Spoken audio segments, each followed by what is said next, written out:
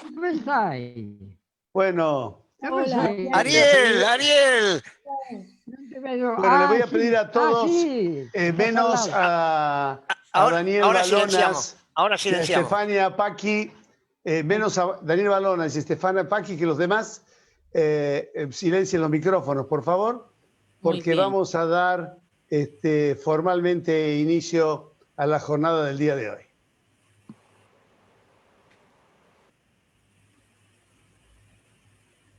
Bueno, queridos amigos, muy buenas tardes, muy buenos días, muy buenas noches, según el uso horario donde se encuentren cada uno de los que están participando en este cuarto Congreso Panamericano de Derecho Societario de la Empresa Concursal y del Consumidor. Muchísimas gracias por acompañarnos. En nombre de la comisión organizadora, de la profesora doctora Gabriela Boquín y de los queridos profesores y amigos Álvaro Hernández Aguilar, Rutilio Martínez Díaz y Ricardo Augusto Nissen, les damos la bienvenida. Y yo, en mi carácter de presidente de la Fundación para la Investigación y Desarrollo de las Ciencias Jurídicas y director del doctorado en Ciencias Jurídicas de la Universidad del Museo Social Argentino, también les doy la bienvenida a este encuentro, que en su segundo día.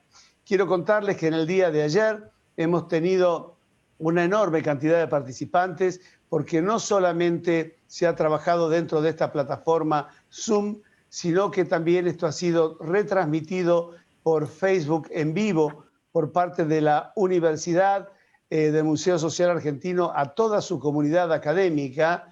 También ha sido subido a las redes y está siendo retransmitido también en vivo en El Salvador, en Costa Rica, en Brasil, en Chile, en Perú, y también hay quienes los están viendo desde Europa y Estados Unidos que nos hacen llegar sus mensajes.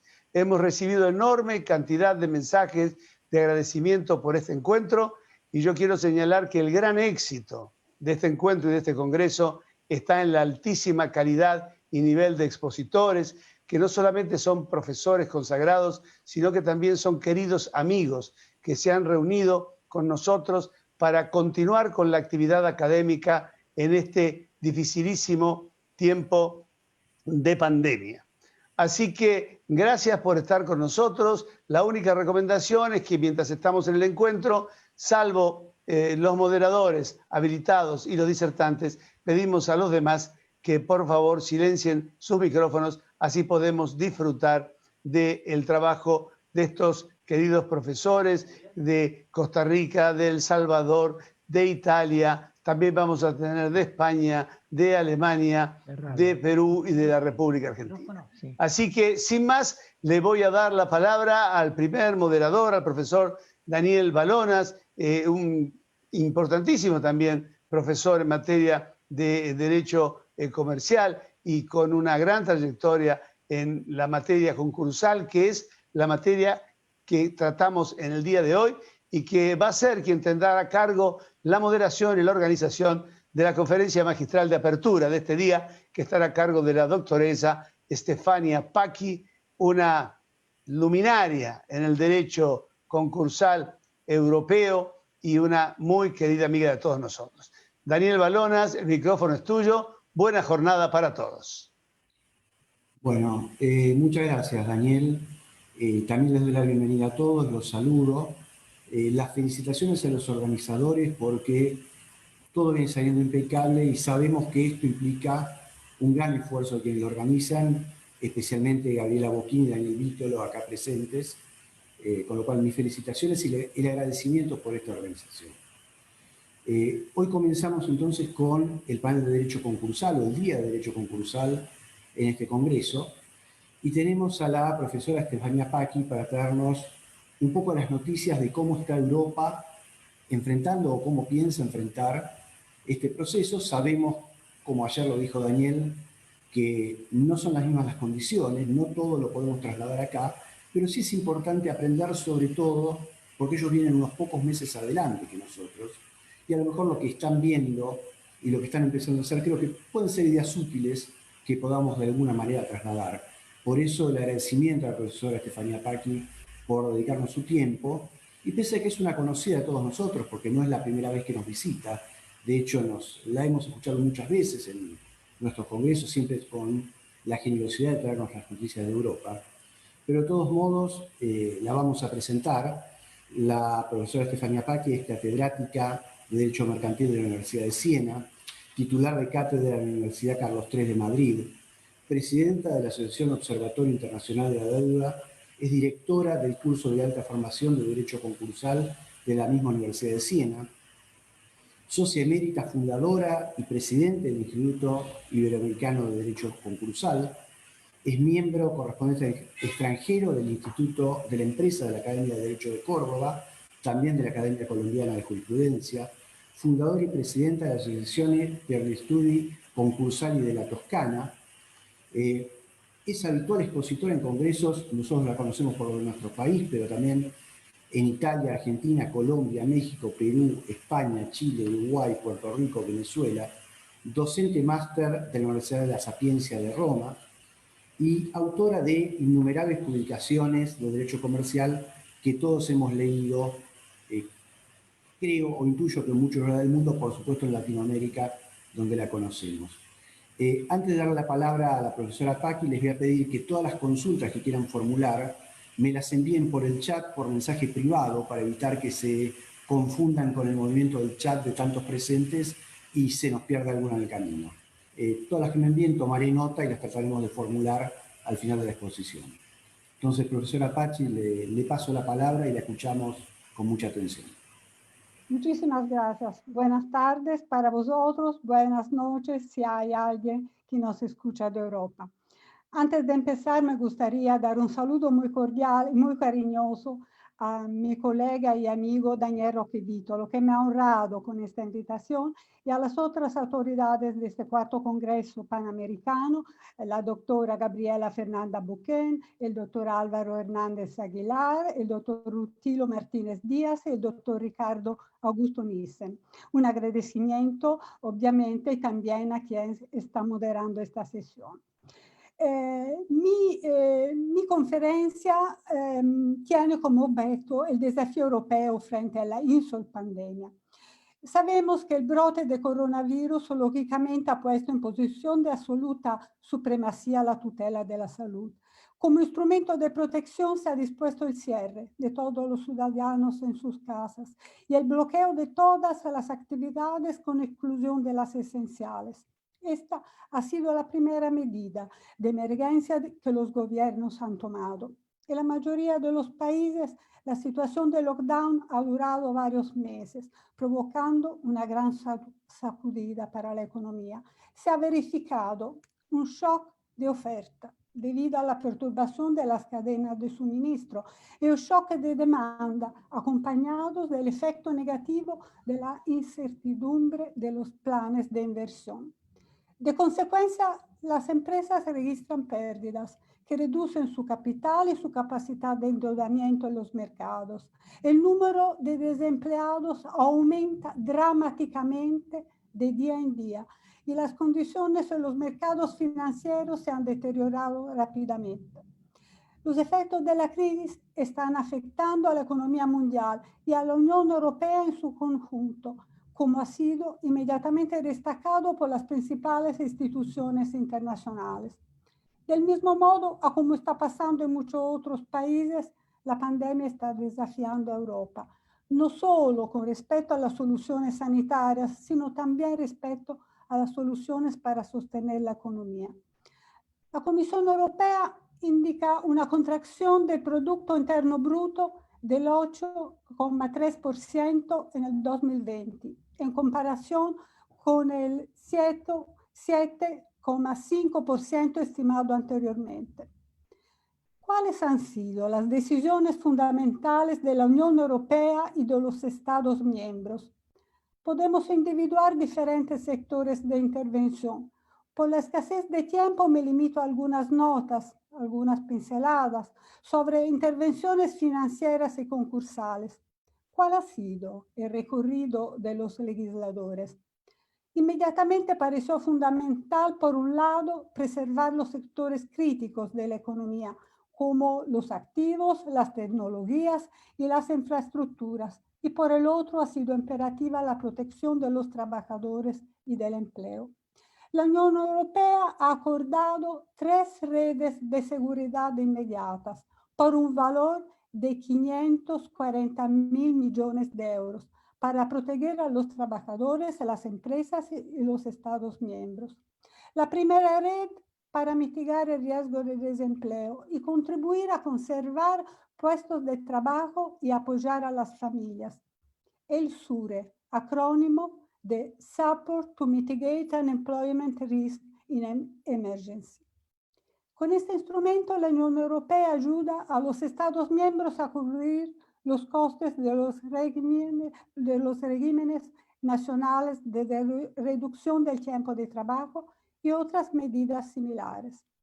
En el marco del SURE, la Comisión presentó propuestas al Consejo para conceder una ayuda financiera de 87.300 millones de euros a 16 Estados miembros, los más afectados por el COVID-19. Para las empresas, el grupo del Banco Europeo de Inversiones ha creado un nuevo fondo de garantía paneuropeo de 25.000 millones de euros que proporcionará a las empresas a través de préstamos, con especial atención a las pequeñas y medianas empresas. Tengo que recordar que en Europa, con la excepción de España, creo, tenemos un panorama de pequeñas y medianas empresas. Pocos son grupos de grandes empresas.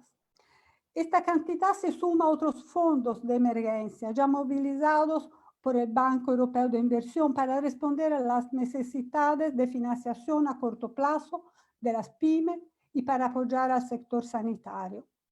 Para los Estados miembros, el Mecanismo Europeo de Estabilidad, el así dicho MES como acrónimo, o Fondo para Salvar los Estados, como los periódicos lo llaman y los políticos lo llaman, proporciona apoyo para la gestión de la crisis pandémica sobre la base de una línea de crédito preexistente ajustada para tener en cuenta la crisis del COVID-19.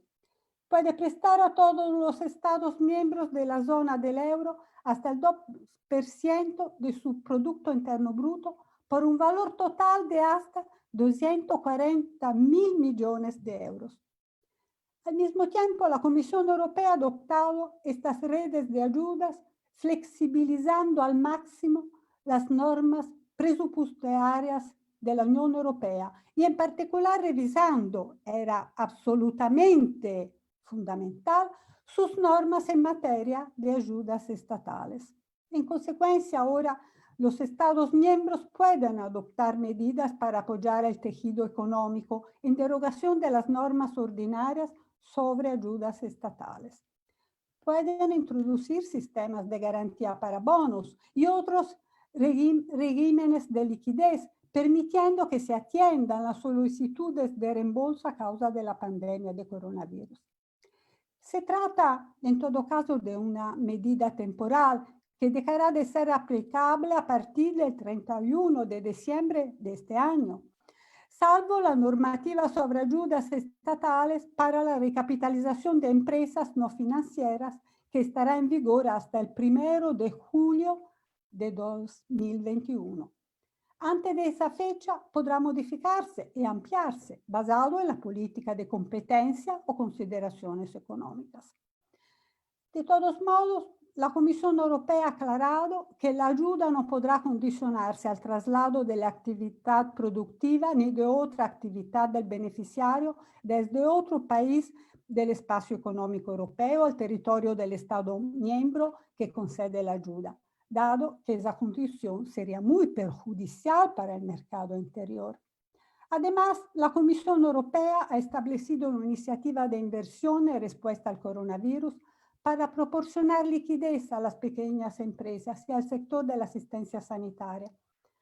Tras una consulta con los Estados miembros el pasado 29 de junio, la Comisión de la Unión Europea ha autorizado el apoyo público a todas las pequeñas y microempresas, incluidas aquellas en dificultad financiera al 31 de diciembre de 2019, siempre que no estén sujetas a procedimientos de insolvencia no hayan recibido ayudas de salvamento impagadas o no estén sujetas a un plan de reestructuración con arreglo a normas sobre ayudas estatales.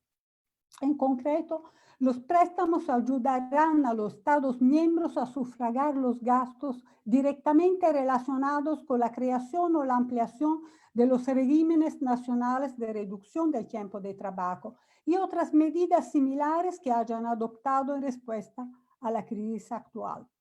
No sabemos si las ayudas de la Unión Europea serán suficientes para la economía de los Estados miembros. Lo que es cierto es que en este momento el debate interno a cada país sobre la posibilidad de utilizarlas y cómo está agravando la situación política. ¿Qué han hecho los Estados miembros?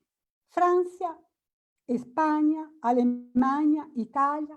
Y añado Reino Unido solo por proximidad geográfica, porque como sabemos salió de la Unión Europea. Han avanzado en líneas comunes con la elección de las medidas adoptadas para hacer frente a los primeros efectos de la crisis generada por el coronavirus. Podemos distinguir tres tipos de intervenciones. Medidas de apoyo a la economía, intervenciones sobre la disciplina corporativa y intervenciones específicas sobre el derecho concursal y en todo caso sobre la ejecución forzosa. En cuanto a las medidas de apoyo a la economía, hay que destacar que el alcance de estas intervenciones ha sido diferente en los distintos países.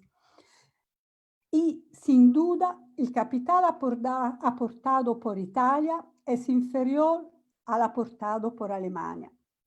Hay rasgos comunes en los procedimientos adoptados. España y Francia, como Italia, han otorgado garantías públicas para los préstamos otorgados por los bancos.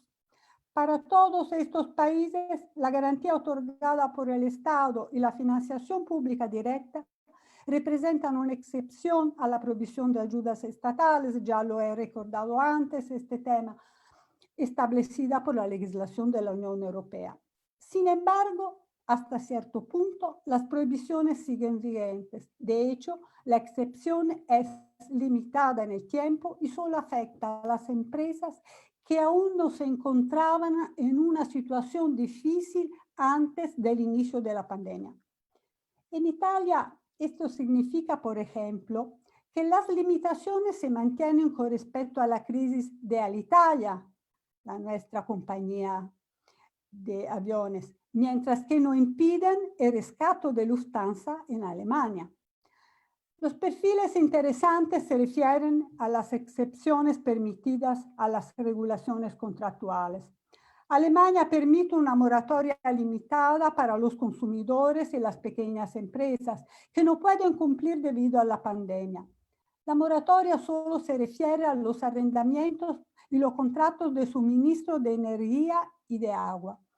La rescisión en caso de impago de la tasa también se excluye para los contratos de arrendamiento, alquiler y leasing. Se prevé un aplazamiento de los vencimientos durante 3 meses para las hipotecas de consumo. En Italia también se prevé una medida similar, pero con respecto a los préstamos bancarios. Están previstas medidas similares para los contratos, moratorias en los contratos en Francia y también en España. El Reino Unido ha previsto la ineficacia de las cláusulas ipso facto que implican la rescisión del contrato en caso de acceso del deudor a un procedimiento de insolvencia. Cabe destacar que Italia ha optado por no prever una moratoria general sobre las acciones de ejecución, incluso si la suspensión de los términos del juicio durante la primera fase del COVID y la actual ralentización de la actividad de los tribunales han producido en la práctica resultados similares. También conviene recordar que el artículo 91 del decreto ley que se llama Cura Italia, uno de los primeros decretos que el gobierno italiano ha emanado en la emergencia durante el lockdown, establece que el cumplimiento de las medidas de contención a que se refiere este decreto se evalúa siempre con el fin de excluir en los términos y efectos de los artículos 1218 y 1223 del Código Civil la responsabilidad del deudor. También en relación con la aplicación de cualquier decomiso o sanciones relacionadas retrasado que puede ser invocada por el contratista moroso en virtud de la crisis de COVID y las medidas de contención que han impedido o dificultado la actividad empresarial. Pasando al examen de las medidas que intentan proteger las empresas del peligro de una inmediata quiebra, se encuentran el ordenamiento concursal. No puedo guardar silencio sobre las decisiones que han tomado 2 países de la Unión Europea con respecto a respectivas reformas concursales que estaban a punto de entrar en vigor. Estoy hablando por un lado de España y por el otro de mi país, de Italia. Mientras España ha decidido lanzar el texto refundido de la ley concursal, creyendo que este texto era aún más necesario porque refundido en tiempos de grave crisis, no refundido en tiempos de grave crisis, Italia ha decidido retrasar un año la entrada en vigor del Código de la Crisis y de la Insolvencia Empresarial. En el caso de Italia, 2 visiones sobre el mecanismo de alerta que caracteriza es el marco del código, del nuevo código, se contrastan. La primera orientada a ver en el código un sistema adecuado para promover la emersión tempestiva de la crisis y en consecuencia una menor dispersión de la riqueza. Y la segunda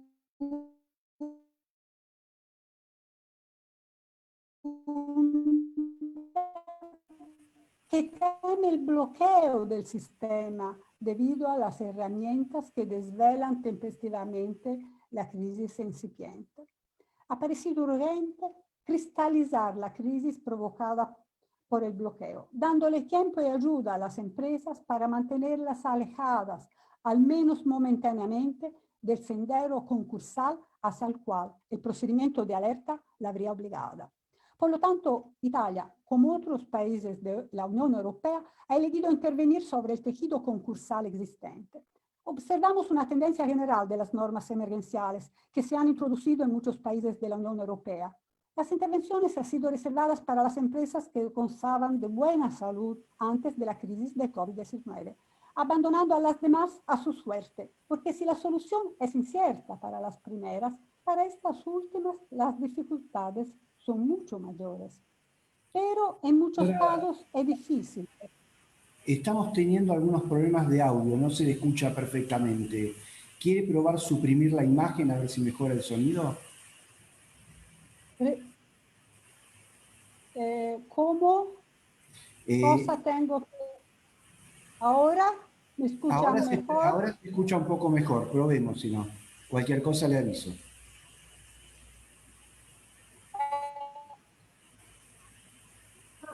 Sí, por favor me avisa. Pero estaba diciendo, en muchos casos, crisis, y si por tanto es anterior o posterior a la emergencia COVID. Las intervenciones adoptadas por los distintos países se pueden clasificar en 5 tipos diferentes. 1. Suspensión de la obligación del empresario de presentar una solicitud de apertura de un procedimiento de liquidación y suspensión de la iniciativa del acreedor. Esta obligación a cargo del deudor se repite con frecuencia en muchas jurisdicciones. O sea, en muchas jurisdicciones hay una disposición que prevé que el deudor tiene que presentar solicitud de liquidación concursal, sea quiebra, sea fallimento, cuando hay una situación de insolvencia. En Alemania existe la norma de que el empresario insolvente debe solicitar la apertura del procedimiento sin demora Y en todo caso, dentro de las 3 semanas del momento en que se produce esta situación, para el legislador alemán, la limitación de la obligación del procedimiento concursal está suspendida hasta el 30 de septiembre de 2020. Esta fecha podría ser prorrogada por decreto ejecutivo hasta el 31 de marzo de 2021. Esta norma no se aplica si la falta de liquidez o el sobreendeudamiento no fue causado por la crisis de COVID o no hay perspectivas de subsanar una insolvencia existente. Francia, donde normalmente el deudor está obligado a solicitar el inicio de un procedimiento colectivo dentro de los 45 días siguientes al cese de pagos, y España también, ha suspendido la obligación del empresario de declararse en quiebra y el derecho del acreedor a solicitar la apertura del procedimiento de liquidación. En Francia, el cese de pagos debe ser evaluado por el tribunal sobre la base de la situación del deudor al 12 de marzo de 2020. Como consecuencia de la norma emergencial, el deudor que se encuentra en un estado de cese de pago al 12 de marzo de 2020, excluida este último día, no está obligado a solicitar el inicio de un procedimiento colectivo, ya que por un periodo de 3 meses, a partir de la terminación del periodo de emergencia de 2 meses, no se considerará en estado de cesación de pagos. En España, la suspensión del procedimiento concursal se extiende al caso en el que el deudor ha iniciado un procedimiento extrajudicial para solucionar la crisis. Italia también ha introducido una excepción a la disciplina ordinaria porque el artículo 10 del decreto liquidità, otro decreto que ha sido emanado en consecuencia del lockdown, establece que todas las apelaciones de quiebra presentadas entre el 9 de marzo y el 30 de junio 2020 no son procedibles. En Italia, el deber de pedir la quiebra se aplica solo a las empresas que se encuentran en estado de insolvencia cuando esta situación pueda tener consecuencias perjudiciales para el deudor bajo el perfil de su responsabilidad penal si el retraso en la petición de quiebra determina un agravamiento de la insolvencia. En otro caso, el deudor no tiene el deber de presentar la solicitud de quiebra. Además, una quiebra retrasada excluye la discharge, la esdebitazione, como se llama en Italia, o sea, el fresh start, la liberación de las deudas residuales, en otras palabras.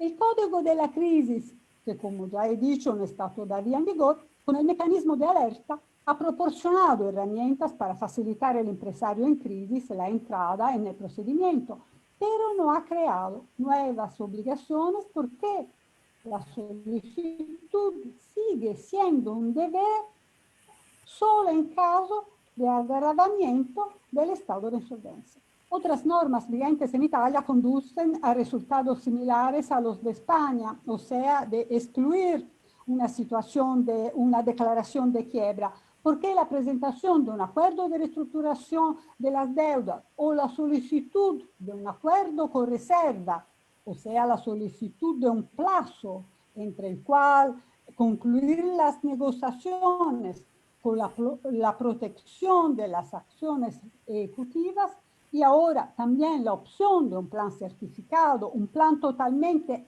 extrajudicial, suspenden la procedibilidad de una solicitud de quiebra. Si bien las leyes de Francia y Alemania eliminan la obligación del empresario de solicitar la apertura de un procedimiento de insolvencia, pero no le impiden decidir voluntariamente hacerlo cuando lo considere oportuno, Italia ha optado por considerar la solicitud inadmisible, la solicitud del propio empresario, pero en la ley de conversión del decreto liquidità se ha fijado el límite de que no se trate de insolvencia por COVID y por tanto existente ya antes la pandemia. En todo caso, la disposición italiana representa un unicum, cuya elección parece difícil de justificar, Yo personalmente pienso que ha sido útil para afrontar la dificultad de gestión de los tribunales mientras ha durado la fase de encierro. Y la fase actual, porque en esta fase los jueces están regresando a tomar en mano todos los pedidos, todos los procedimientos pendientes, y es un momento de un trabajo fenomenal de los jueces.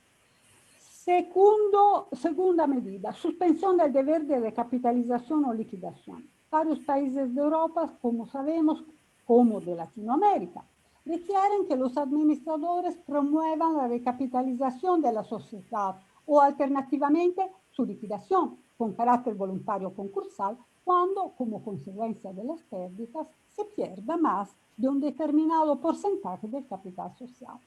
El principio se aplica en Italia y en España, donde los administradores en España son personalmente responsables si no lo hacen en un plazo de 2 meses, desde el momento en que el patrimonio neto ha caído por debajo del capital social. En Italia, la reforma del 2003 abolió esta regla, manteniendo la responsabilidad de los administradores por el daño sufrido por la empresa, los accionistas, los acreedores y los terceros, en el caso en el cual los administradores no tomen una decisión, pero el momento en el cual tomar la decisión, según el Código Civil italiano, es totalmente libre en las manos de los administradores. Si no hay consecuencia a daño de los acreedores y de todos los stakeholders, no hay problema para los administradores. Si hay consecuencias en este retraso, claro que hay la responsabilidad de los administradores. En consideración a la emergencia resultante de la propagación del COVID, varios países, incluida Italia, han suspendido la regla de recapitalizar o liquidar. En España la suspensión se mantuvo hasta el final del estado de alarma, que ha terminado, como sabemos. En Italia el plazo previsto es hasta el 31 de diciembre de este año. Se podrá valorar si conviene ampliar este plazo, teniendo en cuenta que los efectos de la crisis afectará seguramente el ejercicio 2020 y por lo tanto a los estados financieros que se aprobarán en el primer semestre de 2021. Hay que considerar también que las empresas que hayan perdido su capital en 2020 difícilmente podrán iniciar el 2021 recuperando la pérdida y por tanto se encontrarán en la alternativa entre resolver la recapitalización o transformación de la empresa o acceder a un procedimiento de reestructuración que les proteja de esta carga, siempre que tras la conversión no se prorrogue el plazo del 31 de diciembre de 2020. Tercero, normas relativas a acuerdos con acreedores, o sea, concordatos, convenios, como se llaman en cualquier ordenamiento, y acuerdos de reestructuración de las deudas. En España, Francia e Italia, no en Alemania, un deudor en un procedimiento formal de insolvencia que esté ejecutando un acuerdo ya aprobado con los acreedores, un convenio concursal, podrá renegociarlo y no se declarará la liquidación judicial para ese deudor, incluso si es insolvente. La misma regla se aplica a los acuerdos de reestructuración. Hago notar que esta disposición es una disposición totalmente excepcional porque nuestro ordenamiento, nuestra ley sobre los concordatos y los acuerdos no admite la posibilidad de renegociar un plan. El deudor podrá notificar la intención de entablar negociaciones con los acreedores para reestructurar el acuerdo existente o buscar un nuevo. Si después de 3 meses no se ha llegado a ningún cambio o se ha llegado a un nuevo acuerdo, el juez podrá declarar incumplidos los acuerdos existentes y aprobar el nuevo. Francia ha ampliado la duración de los trámites, tanto para los nuevos como para los pendientes en los siguientes casos: de duración de las negociaciones durante la fase preventiva, de duración del periodo de observación en los procedimientos de sofogar, de duración de los planes de reorganización.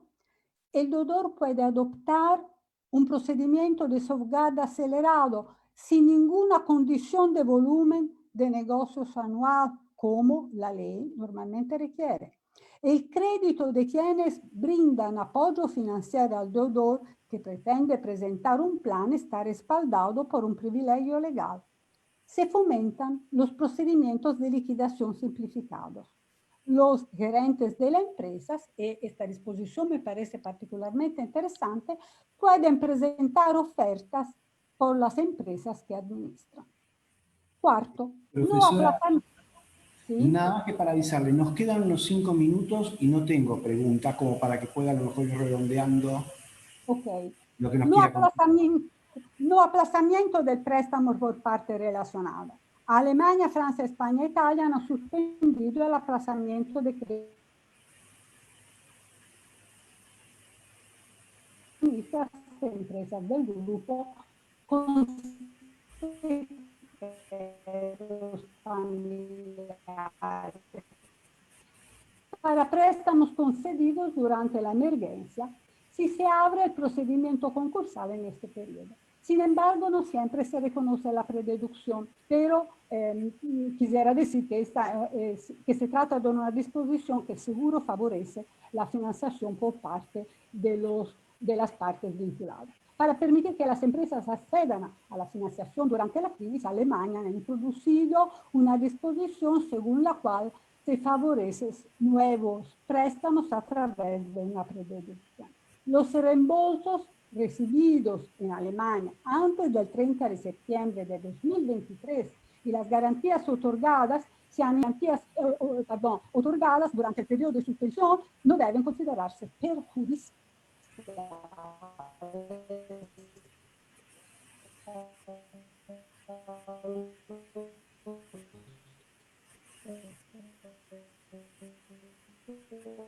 A ver, Por lo tanto, me diga. no, no se le escuchó el final, estamos con bastante problema de sonido. A ver, ahora la escuchamos. No sé qué pasa, porque yo no pongo manos en la computadora. No, son las conexiones, no La es usted. conexión, sí. Además, los bancos e instituciones de crédito que otorgan nuevos préstamos y reciben garantías están exentos de cualquier responsabilidad civil. Este régimen de protección se aplica en particular a los préstamos concedidos en el marco de los programas de ayuda pública, a los préstamos de los miembros, pero no a las garantías de dicho préstamo. Otras medidas. Alemania, España, Francia e Italia han tomado medidas favorables especiales para deudores particularmente vulnerables, incluidos empresarios y profesionales. Estas medidas incluyen una moratoria en relación al cumplimiento de contratos de arrendamiento, hipoteca y préstamos personales por un periodo de 3 meses. Se han implementado algunas medidas adicionales de despido y otras normas laborales, sobre todo en el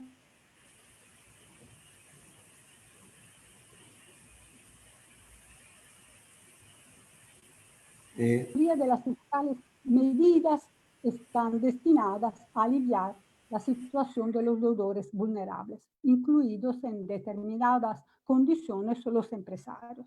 Estas medidas incluyen en particular la suspensión de obligaciones derivadas de préstamos y determinados arrendamientos. Por último, merece ser resaltada una posible adicional medida, suspensión de la responsabilidad de los administradores por wrongful trade. La disciplina inglesa suspende esta responsabilidad de los administradores. Italia no adoptó esta medida. En parte hay la suspensión de las obligaciones de recapitalización de sociedades que puede cumplir la misma función, pero ante las grandes dificultades de gestión que encontrarán los administradores en esta fase, podría ser útil, según mi opinión, adoptar soluciones similares, al menos excluyendo la responsabilidad por negligencia leve, siguiendo el modelo de lo que la ley civil italiana proporciona a los profesionales e intelectuales. Unas conclusiones muy rápidas. La Unión Europea y los Estados miembros han adoptado y están todavía adoptando medidas de apoyo a la liquidez para aumentar la capacidad de sus sistemas sanitarios y prestar ayuda a los ciudadanos y sectores especialmente afectados.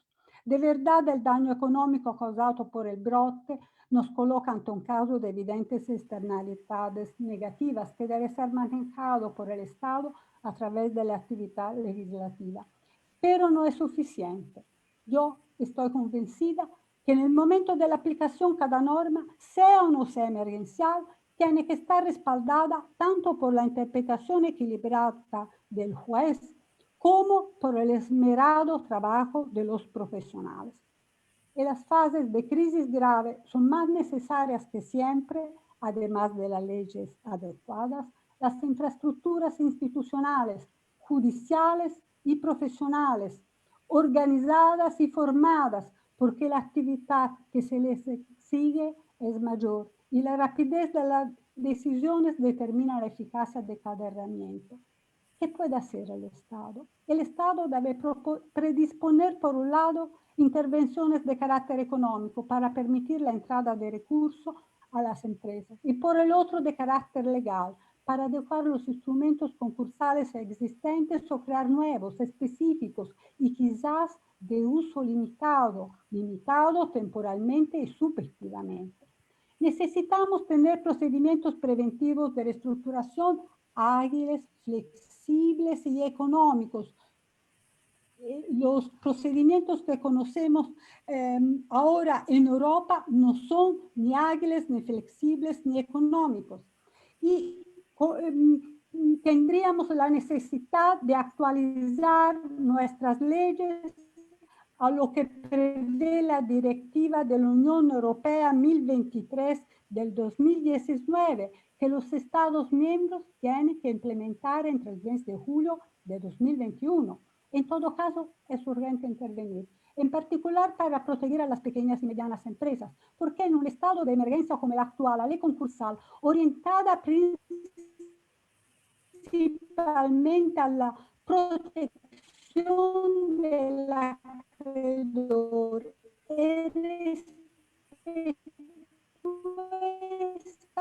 del mantenimiento del equilibrio competitivo, se inclina moderadamente a proteger la actividad económica, comprimiendo los derechos de crédito y ayudar a la empresa con los recursos públicos.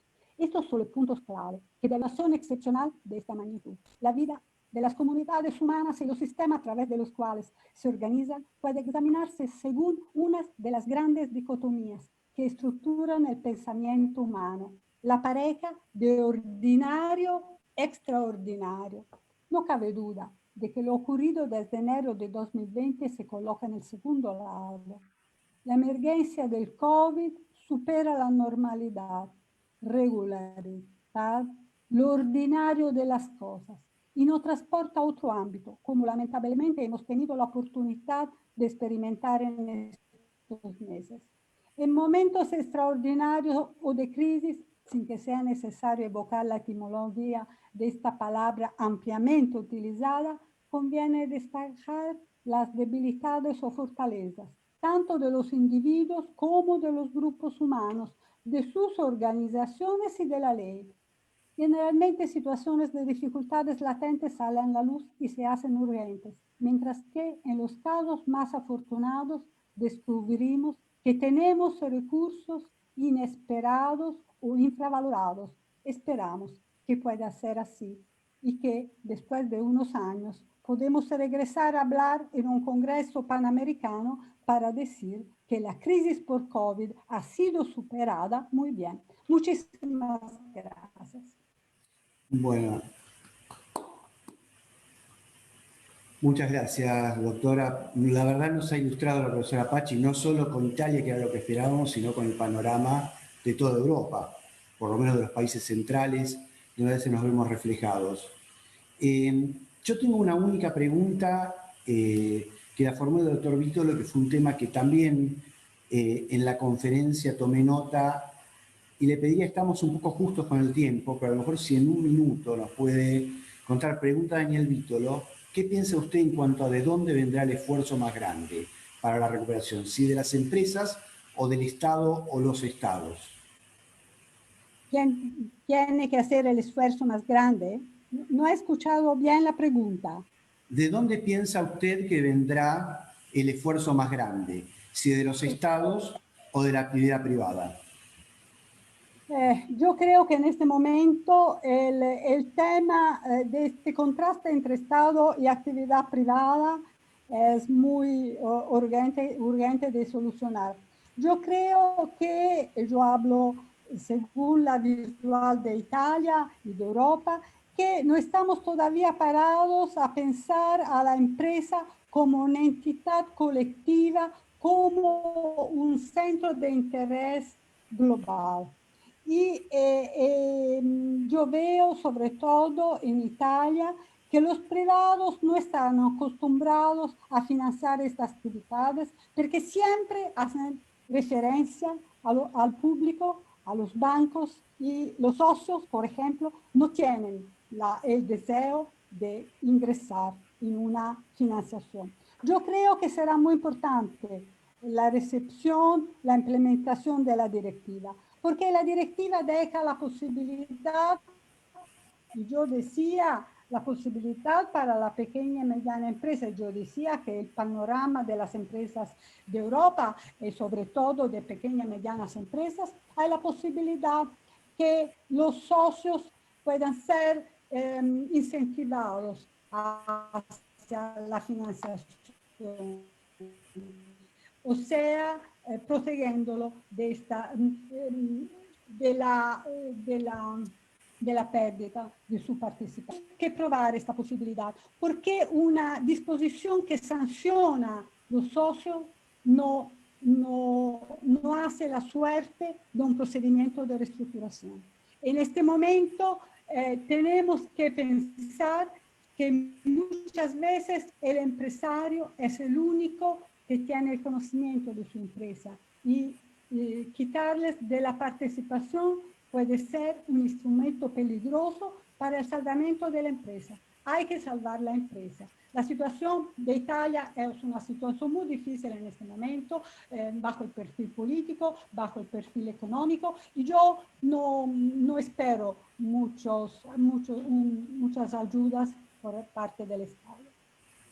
Bueno, nuevamente muchas gracias, profesora Pachi. Excelente la conferencia. Le transmito en el chat, son todos aplausos para su charla y todas las noticias que nos ha traído. Y bueno, creo que estamos en hora y le paso la moderación a la doctora Módolo, que sigue en el siguiente panel.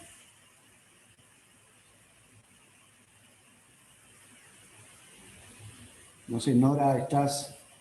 No la veo, Nora. Estaba reiniciando el audio. Acá está. Buenas tardes. Estamos preparados para poder iniciar nuestro primer panel de la tarde, después de esta ilustrativa charla que nos ha brindado Estefanía Pachi, y ha sido un gusto para todos. Iniciamos este panel de soluciones preconcursales y concursales y postconcursales, ¿no es cierto?, con la doctora Estela Bresciani Quirós, que es doctora en Derecho Civil de la Universidad de los Estados de Nápoles. Fue juez durante 30 años en el Poder Judicial de Costa Rica y magistrada suplente de la Sala Primera de la Corte Suprema de Justicia durante 8 años. Es profesora de procesos concursales desde hace ya más de 20 años y autora del libro Los procesos concursales en el sistema jurídico costarricense, que cuenta ya con su tercera edición. Doctora, la escuchamos. Muchísimas gracias. Muy buenas tardes. Tengan todos, a mis compañeros de panel, también a todos los que participan de este congreso de este modo virtual, y un especial agradecimiento a mis apreciados colegas organizadores, don Daniel Roquevítulo y Gabriela Oquín. Hablaré sobre el tema de las soluciones concursales y preconcursales. El virus que se conoce como SARS-CoV-2, que causa la enfermedad denominada COVID-19, como todos lo conocemos, y que ha ocasionado la pandemia que tiene a todo el mundo en riesgo, además de los problemas sanitarios con la propagación del virus y la muerte de personas en todos los países, trae de la mano una crisis económica que golpea no solo a las personas en forma individual, sino también a la pequeña empresa y a la grande empresa. Ello impone la necesidad de ir encontrando remedios para todos los inconvenientes que nos ha traído esta calamidad y que salen de los esquemas tradicionales de solución de conflictos. Esta situación excepcional de la epidemia ha provocado una emergencia sanitaria, generando que se impongan restricciones por razones de salud pública y que se justifican porque son de carácter temporal, pero ello conlleva a su vez crisis económica para muchas personas que no reciben sus ingresos o los ven reducidos por reducción de jornada, y que se encuentran a raíz de este flagelo en una grave crisis, a la vez las empresas en su generación de bienes y servicios, con la correspondiente caída de la actividad económica, lo que trae consigo incumplimiento de pagos por parte de todos en una forma de cadena. De ahí que para esta situación de emergencia se deben buscar soluciones novedosas fuera del ámbito concursal, pues las leyes de quiebra o preventivas de un proceso de liquidación no están previstas para un estado de emergencia como el que ha generado este infortunio que ha golpeado al mundo entero. Y por lo tanto los procesos de liquidación de un patrimonio no van a ser la solución para esta dificultad no querida por nadie. Someter a procesos de quiebra a todas las empresas que incumplen sus pagos no soluciona en modo alguno la inestabilidad que ya de por sí se enfrenta con este flagelo que está sufriendo la humanidad. Lo que se requiere son políticas gubernamentales para darle la mano a estas empresas que son fundamento de la economía de un país, conservar hasta donde sea posible las fuentes de trabajo para que todas las personas puedan tener un ingreso por lo menos digno para su subsistencia y la de su familia. De otra parte, si todas las personas físicas y jurídicas que han incumplido sus pagos son llevadas a los tribunales, además de ponerlas en una situación más crítica, colapsarían el sistema de administración de justicia. Cada país está tomando medidas para paliar los efectos negativos que ha traído esta grave epidemia, de acuerdo con las circunstancias de cada lugar, pues al ser las realidades de cada país diferentes, las soluciones no podrán ser iguales. En Costa Rica, el Estado ha ido adoptando medidas en el marco de esta crisis, las que se van ajustando de acuerdo con la evolución de la pandemia, de esta grave pandemia que tiene arrodillada a toda la humanidad. Esas medidas no deberían exceder de una cuota razonable de sacrificio para la población, pero generalmente conllevan limitaciones al ejercicio de los derechos y libertades, de especial relieve la de tránsito a nivel nacional e internacional. Y es que el cierre de actividades económicas ordenado para atender la pandemia disminuyó el transporte por tierra y por aire, y por ende el consumo de derivados de petróleo, provocando que la caída en el consumo de combustibles también disminuye la recaudación de tributos, y eso lesiona las finanzas estatales. En consecuencia, esas disposiciones han encontrado y ocasionado perjuicios a empresas multinacionales como líneas aéreas, cadenas hoteleras, también a pequeños hoteles. Se han visto afectadas todas las actividades que dependen del turismo, así como los eventos de entretenimiento, llámense conciertos, shows, obras de teatro y cualquier otro tipo de actividad artística, afectando a actores, comediantes, cantantes, músicos. El deporte se ha visto obligado a detenerse. A su vez, se ha impactado la industria cinematográfica al haberse cerrado por meses las salas de cine. Los restaurantes han tenido grandes pérdidas por la poca cantidad de clientes que se les ha permitido recibir y con horarios restringidos. Inclusive, la alteración sufrida por la grande, mediana y pequeña empresa ha provocado que algunos negocios se hayan visto obligados a cerrar definitivamente sus puertas con el despido de empleados y el correspondiente perjuicio que esta vicisitud conlleva, como el aumento de demandas laborales que tienen saturados los juzgados de trabajo. Todo ello ha generado falta de ingresos y por ende incumplimiento de pagos, que ha afectado no solo al sector privado, sino también al gobierno, al recibir menos ingresos por falta de o por concepto de impuestos. Por lo tanto, quebrar a las personas físicas o jurídicas que han llegado a un estado de desequilibrio por razones derivadas de la pandemia no soluciona en modo alguno la situación de un país y sería agravar más las circunstancias de quienes han perdido su empleo con la correspondiente generación de pobreza, inclusive de delincuencia y un gran descontento social. Gran responsabilidad de los gobernantes de cada país ante la grave crisis que enfrentamos. Se deben buscar nuevas fuentes de trabajo en los sectores de producción que la nueva normalidad nos ha impuesto. Este virus ha significado una oportunidad de reinvención para quien lo quiera aprovechar. En estos momentos de cambios tan abruptos, no queda más que adaptarse. La vida es de retos. Ya han surgido muchos emprendimientos para la confección de caretas y mascarillas y equipo médico para la atención de los enfermos. En Costa Rica, la línea transnacional Philips, firma de tecnología médica, ha ampliado sus operaciones y ha anunciado la contratación de 300 personas en las áreas de manufactura, ingeniería de investigación y desarrollo, de calidad y de proceso. La tecnología para la salud tiene un gran desarrollo en Costa Rica y desde territorio nacional se manufacturan gran cantidad de dispositivos médicos, lo que genera actualmente casi 30,000 puestos de trabajo. También muchos jóvenes que fueron despedidos o suspendidos de sus trabajos originales han encontrado una nueva fuente de trabajo como repartidores de comidas, medicamentos y otros productos a domicilio que les permite tener por lo menos algún tipo de ingreso. En Costa Rica, el gobierno ha entregado bonos para apoyar a quienes se han visto afectados por falta de trabajo o reducción de jornada. Se les ha llamado bonos proteger, que consisten en el depósito de una suma de dinero en las cuentas acreditadas y desde el inicio de la pandemia se han entregado más de 700,000 bonos.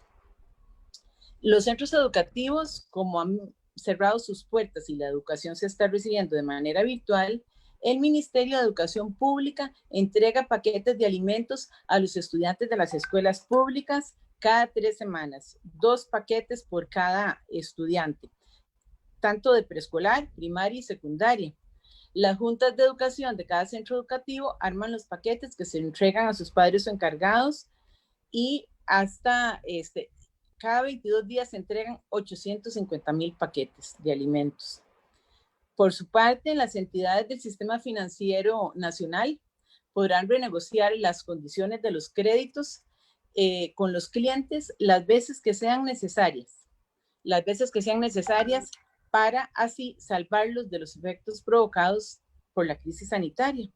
Tal medida la autorizó este 1 de septiembre el Consejo Nacional de Supervisión del Sistema Financiero, de manera transitoria y hasta el 30 de junio del 2021, para que se puedan realizar las modificaciones contractuales que estimen necesarias con la opción de realizar readecuación, prórroga o refinanciamiento y así evitar que se hundan clientes que enfrentan problemas a raíz de la pandemia del coronavirus.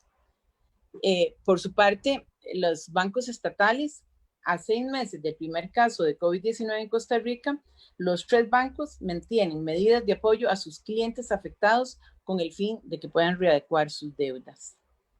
Todas estas medidas las está tomando el gobierno para paliar un poco la grave situación que enfrentamos.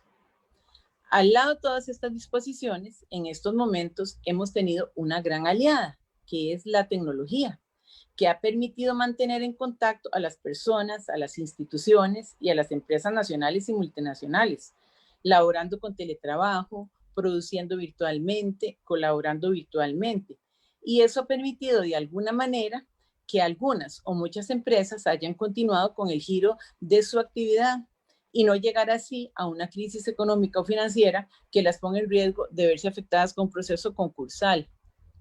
En general, las empresas que producen bienes y productos tangibles son las que se han visto más afectadas.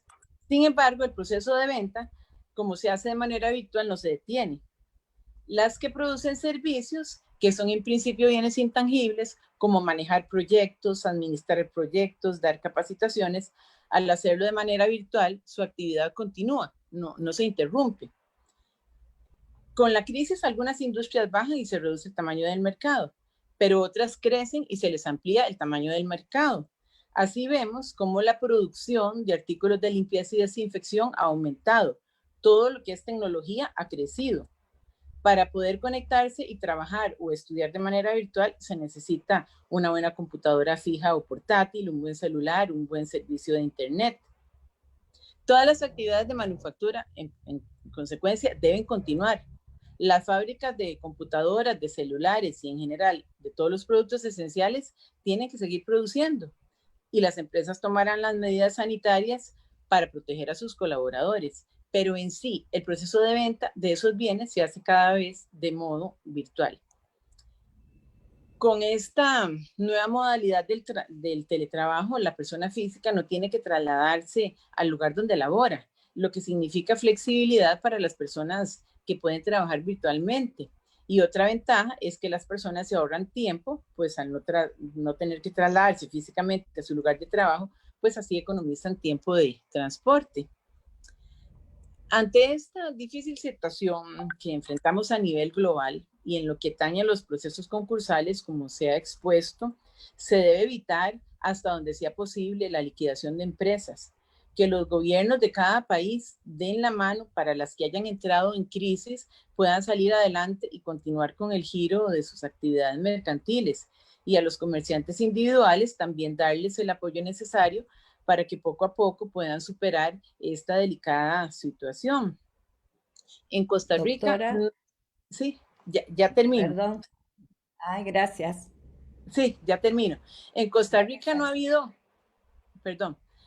un incremento de procesos concursales derivado de la pandemia, según informa el juzgado concursal con sede en San José y que a partir de febrero del 2018 tiene competencia en todo el país.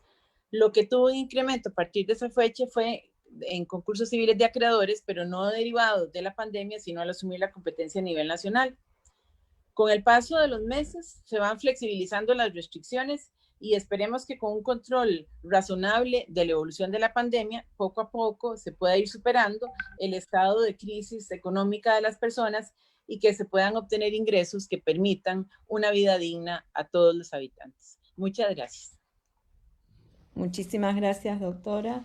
Y ahora escuchamos al doctor Rommel Sandoval, quien es abogado. Lo estoy buscando, pero ya lo vi. ¿Cómo está, doctor? Buenas tardes.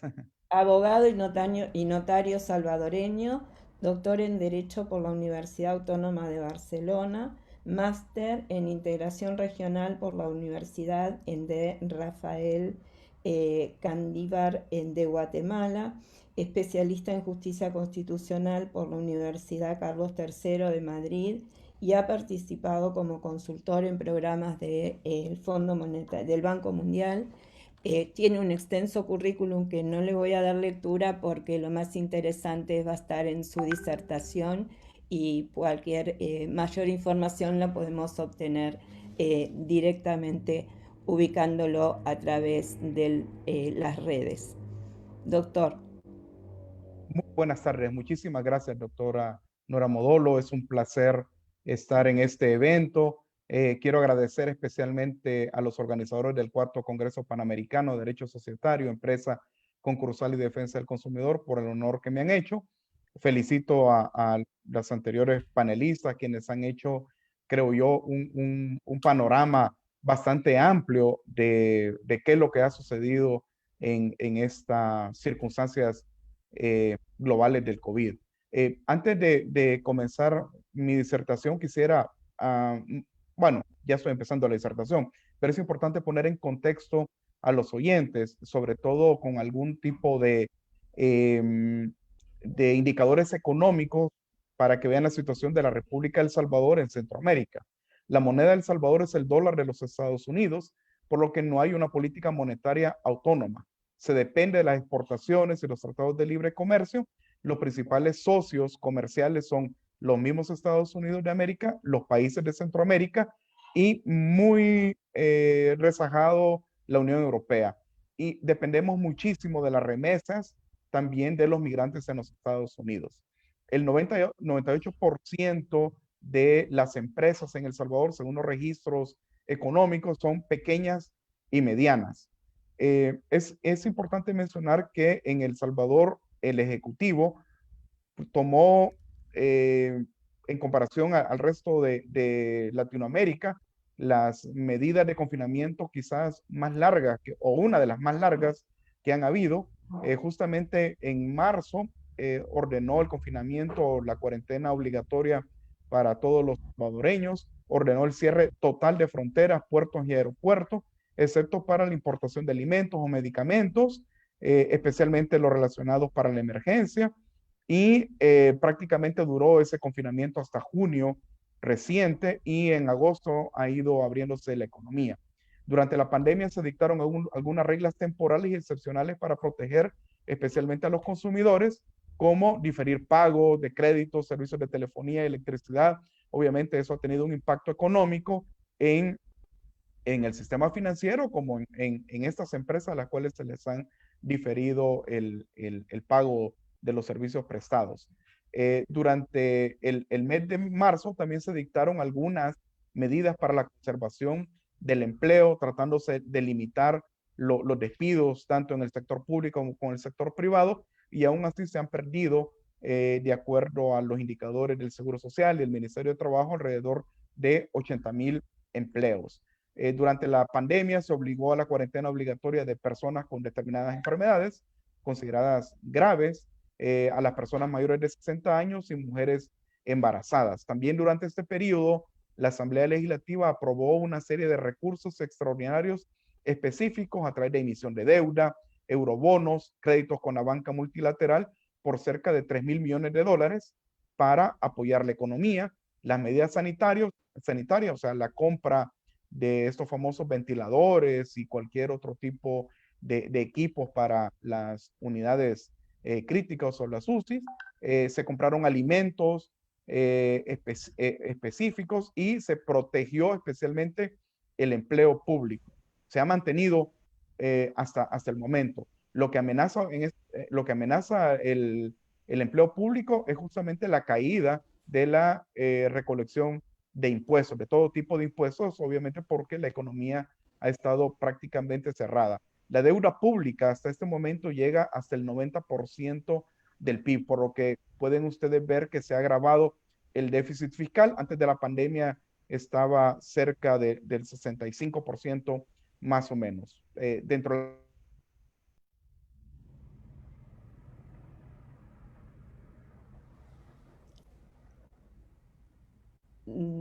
Doctor, ¿me escucha?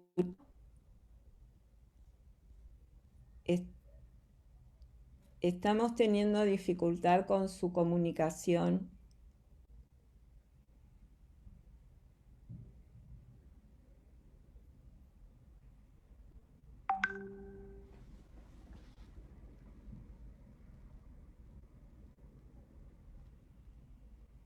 Doctor, no lo estamos pudiendo escuchar.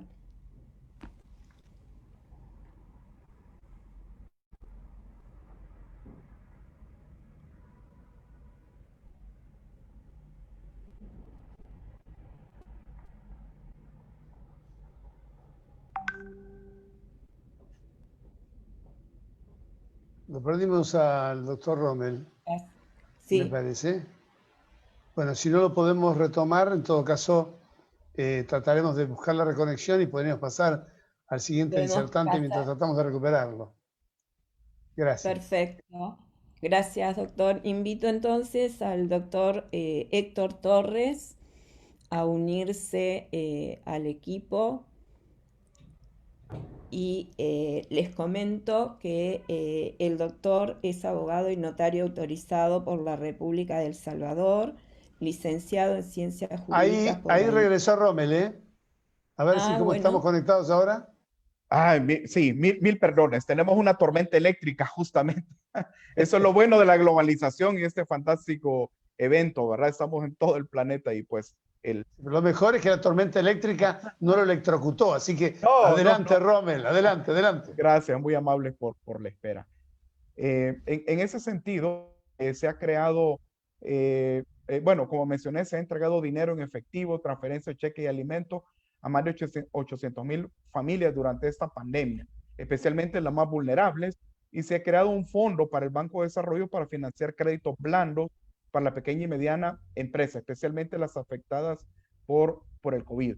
Como ven ustedes, en ningún momento he mencionado regulaciones concursales o preconcursales que pudiera haber adoptado el gobierno. En efecto, nosotros nos regimos por regulaciones del Código de Comercio y la Ley de Procedimientos Mercantiles que regulan los viejos principios de la quiebra y la suspensión de pagos en El Salvador. No se adaptaron a la fecha ninguno de los principios de Banco Mundial o de los otros organismos miembros de la misma. Y se conocen muy pocos asuntos en los tribunales relacionados a la quiebra comerciante o suspensión de pago. Quiero mencionar que en cuanto a los regímenes preconcursales actuales, en la práctica los empresarios lo resuelven con los acreedores sin control judicial, ni del Ministerio de Economía o la Superintendencia del Sistema Financiero. Lo hacen de manera informal, basado en la buena fe de los negocios, de los comerciantes, y se debilita obviamente la oportunidad de recuperación de empresas viables. Prácticamente quedan abandonados los empresarios a embargos o similares. Por lo tanto, una de los proyectos elaborados en el 2015 estaba pensado justamente, como mencionaba una de las panelistas, en las reglas de Banco Mundial previas al COVID y no adaptadas a algunas recomendaciones que en materia de política ha dictado el Banco Mundial muy recientemente, entre ellas cómo evitar justamente que empresas viables caigan prematuramente en insolvencia mediante algunas medidas extraordinarias, como aumentar algunos obstáculos o algunos mecanismos para evitar que los acreedores impidan justamente esos procedimientos de insolvencia. Otras recomendaciones que se han emitido es suspender esa obligación de los directores de corporaciones a dictar la insolvencia de la sociedad, así como la responsabilidad conexa por dicho incumplimiento. También, por otra parte, se han dictado algún tipo de medidas o recomendaciones por parte del Banco Mundial para dar una mayor respuesta al mayor número de empresas que puedan sobrevivir a la crisis sin caer en insolvencia. Eso implica establecer mecanismos extrajudiciales o mixtos para intentar algún tipo de arreglos o reestructuraciones, ampliar los plazos procesales por un periodo determinado, suspender los requisitos para proceder a la liquidación, mientras el deudor pueda tener la capacidad justamente de reorganizarse. También recomienda el Banco Mundial promover mecanismos justamente del uso de medios electrónicos, audiencias judiciales virtuales o similares para las soluciones de insolvencia y disponer también de un mecanismo de quiebra para consumidores. Quiero informarles que en el año 2015 El Salvador emprendió por recomendaciones del Banco Mundial justamente un proyecto legislativo de insolvencia y reemprendimiento empresarial basado en los modelos de la guía legislativa sobre el régimen de UNCITRAL y bajo los principios de Banco Mundial. Pero esta ley nunca fue discutida en la Asamblea Legislativa, nada más quedó a nivel técnico del Ministerio de Economía. El proyecto legislativo estaba enfocado a la pequeña y mediana empresa, como ya he mencionado, el 98% del tejido empresarial pues es en estas categorías. El anteproyecto preveía, de acuerdo a las regulaciones prepandemia, a una reorganización efectiva de empresas viables, es decir, permitir un emprendimiento dotando a las posibilidades de estas empresas de poder subsistir y prosperar para superar dificultades de carácter transitorio con el apoyo de sus acreedores. Se establecieron mecanismos y procedimientos simplificados, tanto de carácter judicial como de carácter extrajudicial. Incluso los de carácter extrajudicial permitían la posibilidad de acudir o con un mediador de la Corte Suprema de Justicia o con un notario y con la opción de homologarlo ante un juez especializado en concursos. En la actualidad nosotros no tenemos jueces especializados en concursos, sino que son jueces de lo civil y mercantil los que tienen dicha competencia para conocer de la quiebra mercantil. El propósito que tenía ese proyecto legislativo era justamente hacer prevalecer el régimen de rescate y reorganización por encima o de preferencia sobre un régimen de liquidación. Eso sí, el proyecto excluía de este tipo de procedimiento a la banca, al sector financiero y a las administradoras de fondos de pensiones, debido a que estas por sus propias leyes orgánicas tienen su propio régimen. Eso estaba pensado para, por excepción para el otro tejido empresarial. Consecuentemente, el proyecto de ley incluía todos los principios de los sistemas efectivos de insolvencia y del derecho de acreedores y deudores del Banco Mundial, los denominados principios del Banco Mundial, y las disposiciones aplicables de un CITRAL, incluyendo justamente la insolvencia transfronteriza. Creo que una de las grandes deficiencias que ha tenido justamente el Estado salvadoreño en esta etapa de pandemia o de reapertura económica es no prever un régimen específico justamente en materia concursal.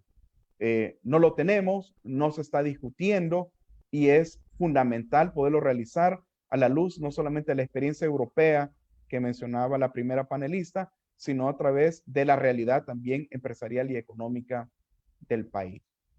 Muchísimas gracias por escucharme. Dejo la oportunidad al siguiente panelista, habida cuenta que desgasté mis minutos por la electricidad, por un caso fortuito. Muchísimas gracias y muy buenas tardes. Muchísimas gracias, doctor. Bienvenido nuevamente, doctor Héctor Torres. El doctor Héctor Torres es abogado y notario autorizado por la República de El Salvador, licenciado en Ciencias Jurídicas por la Universidad José Simeón Cañas, Legen Magíster en Asesoría Jurídica de Empresas, especialista en empresas familiares y tiene más de 14 años de experiencia en el ejercicio del derecho público y del derecho privado. Le cedo la palabra, doctor. Bueno, tengan todos muy buenas tardes, buenas noches en algunos casos. Para mí de verdad es un gran gusto y un privilegio poder compartir con ustedes algunas acotaciones de lo que hemos estado viviendo y los impactos económicos. Normalmente no quiero olvidar de agradecerlo a los organizadores de este evento por esta titánica tarea de tenernos a todos conectados en este congreso. Realmente el tema que nosotros hemos estado platicando es que cuando surgen los problemas o surgen las crisis, vienen y nos damos cuenta de todos los vacíos que tenemos. La verdad es que el derecho concursal en nuestros derechos continentales ha sido extremadamente duro y criticado por su falta de agilidad. Les doy una experiencia en El Salvador. Hay dos mecanismos que tenemos, que lo mencionó el doctor Sandoval, es la parte de la suspensión de pagos y las quiebras. Su servidor para algunos mecanismos de protección y reestructuración empresarial, pero para que te acepten una suspensión de pagos muchas veces demora 6 meses para que el juzgado admita la solicitud. El derecho concursal o el derecho de crisis, como le llamo yo, tiene que ser extremadamente ágil, extremadamente efectivo, porque una empresa no tiene 6 meses. Imaginémonos nuestras situaciones personales. No tenemos muchas veces tanto tiempo para poder tomar este tipo de decisiones. En este caso siempre he envidiado el modelo anglosajón y la forma y la celeridad en la que actúan, que uno puede aplicar al Chapter 11 o al Chapter 13 en Estados Unidos, y de inmediato, en menos de una semana, usted ya tiene una respuesta y una actividad gubernamental que permite la reestructuración empresarial. Nosotros debemos de aspirar a ese tipo de cosas. Ahora, una de las cosas que a mí me parece muy peculiar del tema de insolvencia, más que el derecho concursal, es la posibilidad de acceder a recursos económicos. la posibilidad de fondearse. Y aquí estamos hablando que en una crisis nosotros tenemos que buscar mecanismos de traer el dinero del mañana a la hora. Esto es mecanismos de financiación. Es poder obtener anticipadamente los recursos necesarios que se tienen para subsistir. Y al respecto, nosotros hemos venido manejando el modelo más antiguo conocido en la humanidad, que es el préstamo, ¿sí? Es el tema de obtener financiamiento a través de los mecanismos tradicionales. Y aquí nosotros podemos recordar y hacer memoria que tendríamos tres tipos de forma de financiarnos, que son las instituciones del sistema financiero, los prestamistas o usureros, o las 4 Fs, que dicen Friends, Family, Fools y Founders, que son la familia, los amigos, los fundadores y los tontos. Y es muy complicado a veces que las empresas subsistan si no pueden acceder a ese tipo de financiamiento.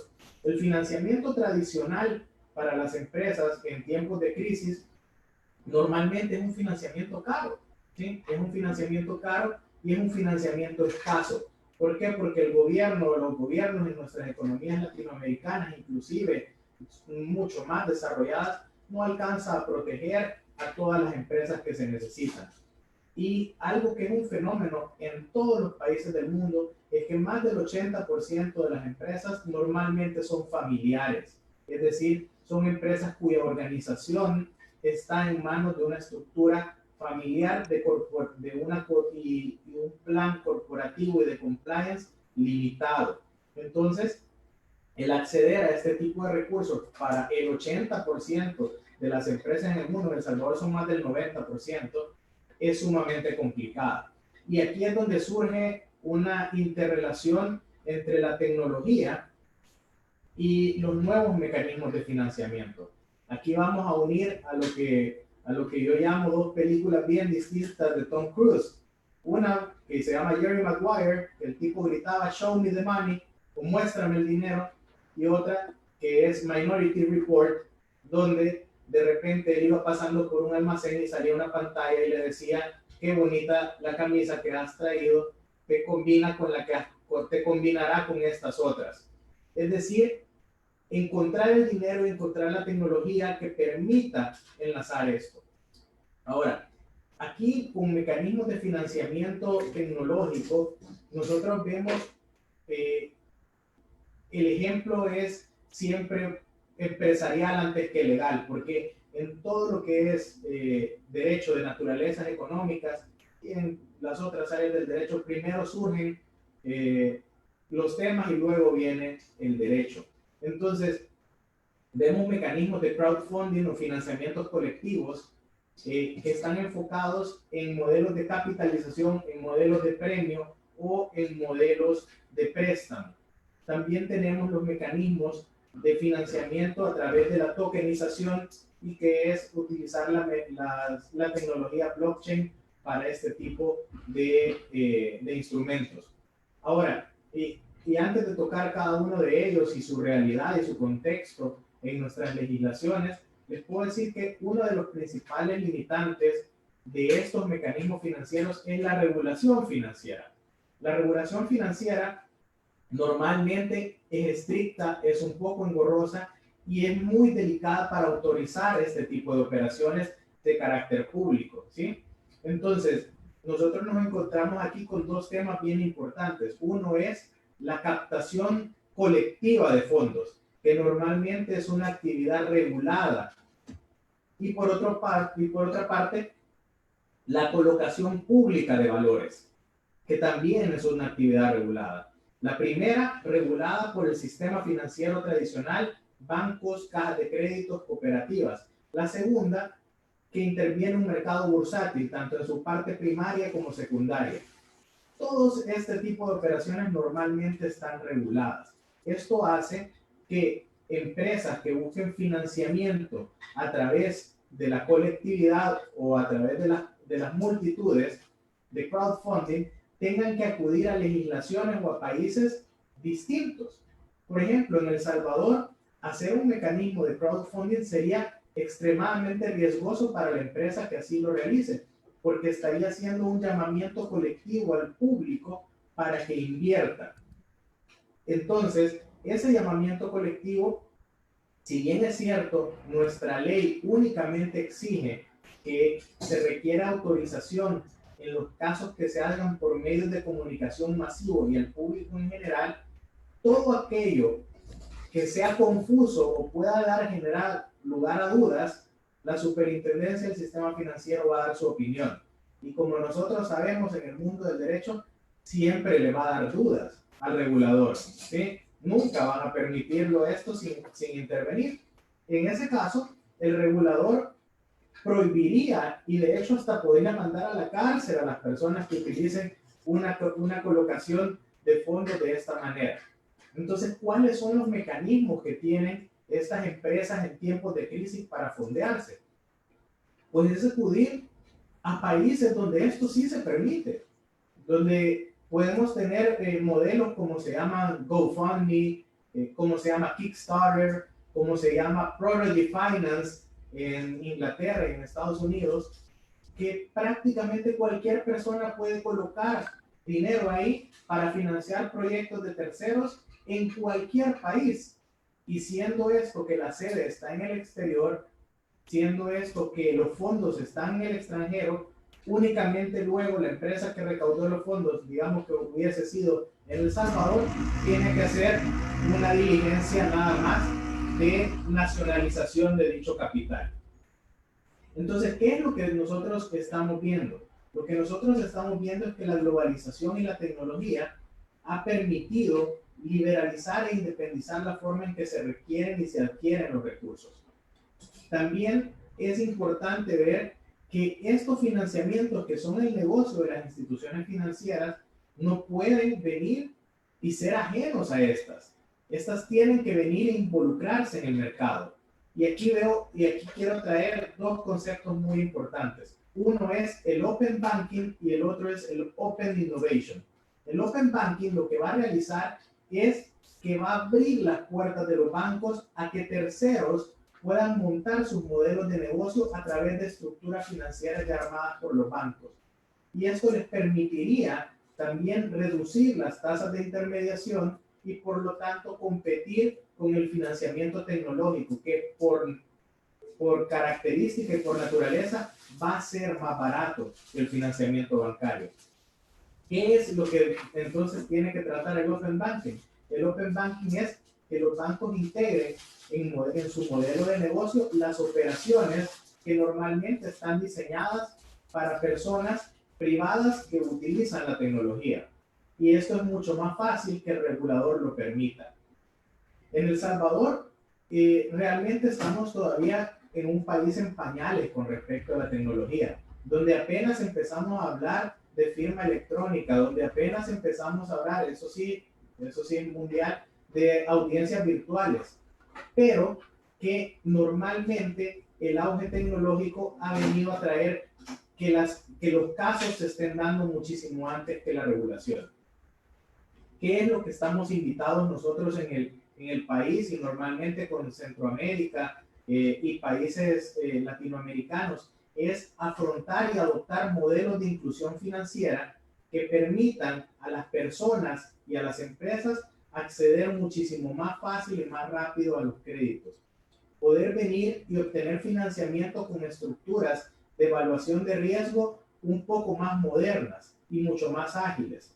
Es simplemente venir y abrirse a la posibilidad de estar regulados de una forma misma por la tecnología, siempre partiendo de las personas.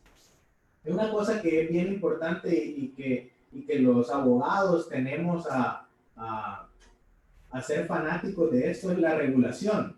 ¿Cómo vamos a regular este tipo de situaciones? Obviamente, aquí necesitamos un equipo multidisciplinario para poder regular el financiamiento y la tecnología. Pero lo que nunca vamos a poder caer es una hiperregulación.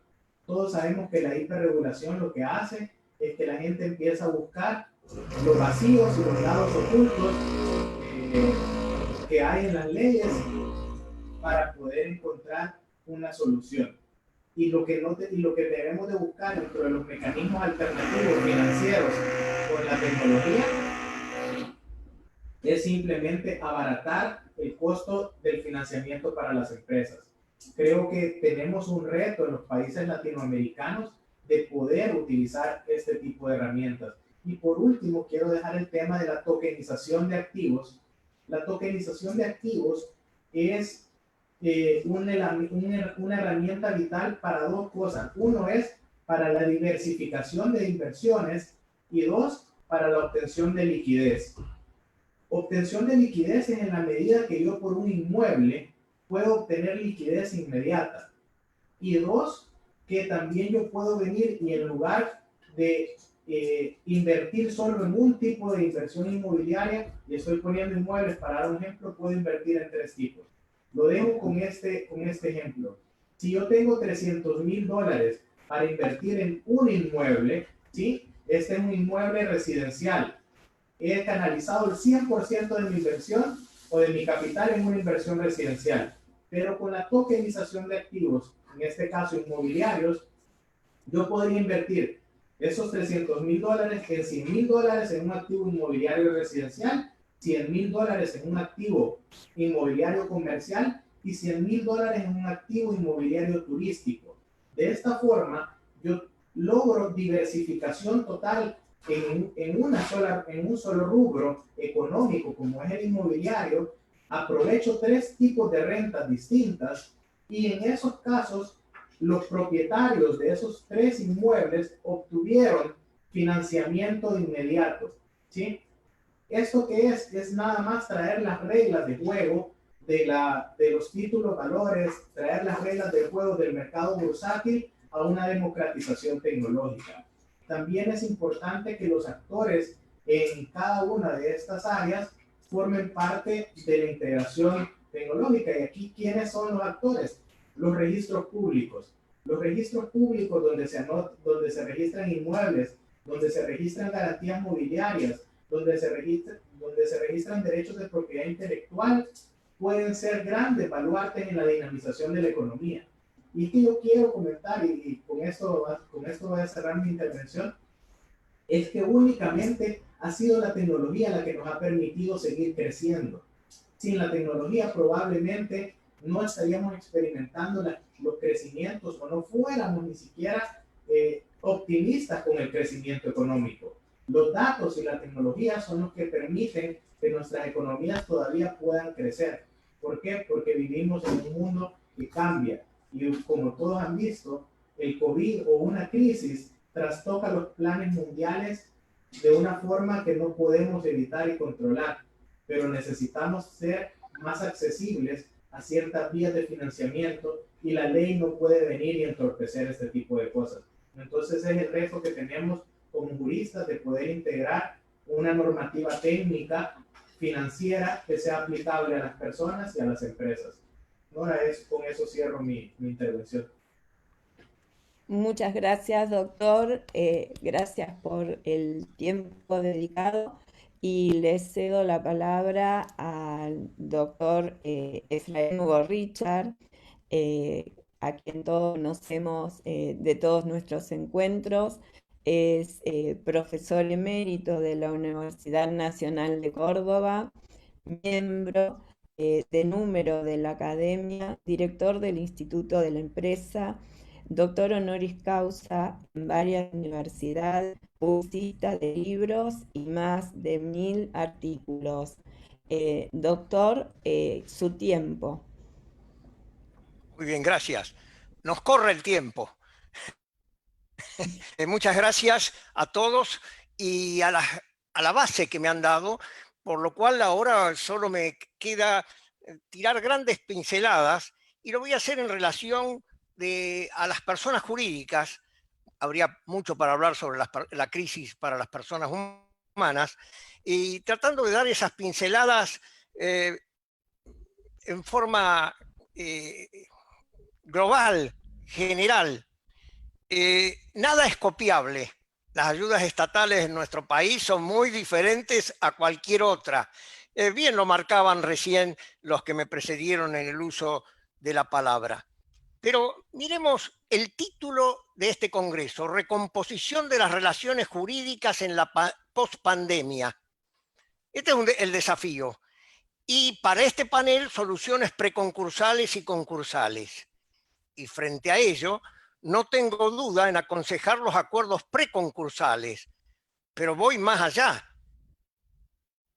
Extrajudiciales, calificando como tales los que propician las normas de los códigos de derecho privado o de las leyes de sociedades como preconcursales, como las titulaban en los 90 los grandes tratadistas españoles, Uría, Menéndez, García Enterría, Díaz Echegaray, Emilio Beltrán, y ahora lo hacen otros como Nigro, el alemán Carsten Smith, y nuestro querido amigo Juan Carlos Veiga y nosotros.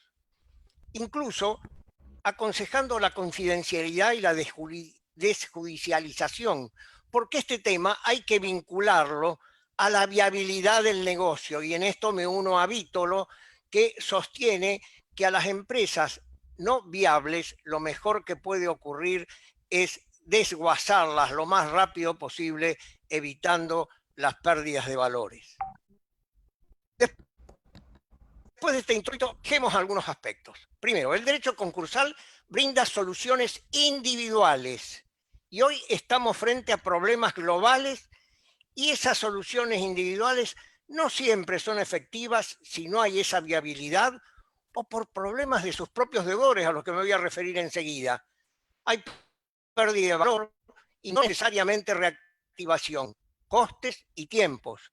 Y yo quiero recordar al premio Nobel John Nash, que decía que las soluciones buenas individualmente, cuando eran tomadas por muchos, podrían ser desastrosas para un país.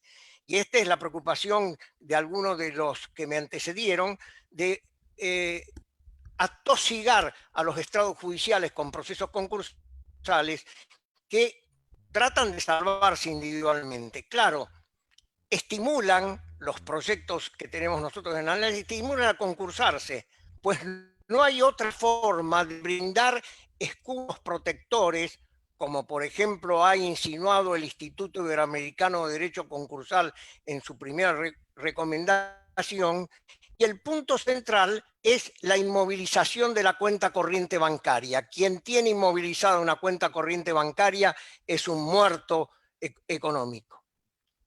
Pero ante la imposibilidad de ciertas actividades, como han sido bien relatadas, aún hoy inclusive, lo que hace imprescindible es de la situación es a qué defensa o excepción recurrirán los deudores que no pueden satisfacer sus obligaciones. En principio, para las obligaciones contractuales, la fuerza mayor o el caso fortuito queda perfectamente determinado por la situación general.